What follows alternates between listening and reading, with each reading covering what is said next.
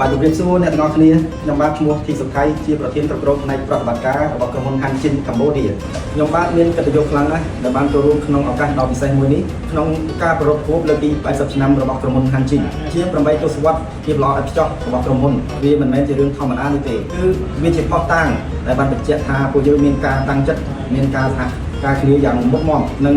ប្រឹងប្រែងយកចិត្តទុកដាក់ការងារប្រកបដោយសេចក្តីស្រឡាញ់និងការលះបង់ខ្ពស់សម្រាប់ផ្នែកប្រតិបត្តិការពួកយើងដឹងយ៉ាងច្បាស់ថាភាពជោគជ័យវាមិនមែនបានមកដោយងាយស្រួលទេនឹងប្រកបដោយក្តីស្រឡាញ់ពេញចិត្តអស់ពីបេះដូងយើងខ្ញុំមានកិត្តិយសសូមថ្លែងអំណរគុណឲ្យស្មោះទៅកាន់ក្រុមហ៊ុនថ្នាក់ដឹកនាំគ្រប់ជាន់ថ្នាក់តាំងពីដើមរហូតដល់បច្ចុប្បន្នដែលបានខិតខំប្រឹងប្រែងប្រកបដោយការច្នៃប្រឌិតនិងមានការតស៊ូជំនះឧបសគ្គគ្រប់យ៉ាងរហូតដល់បង្កើតគ្រឹះស្ថាន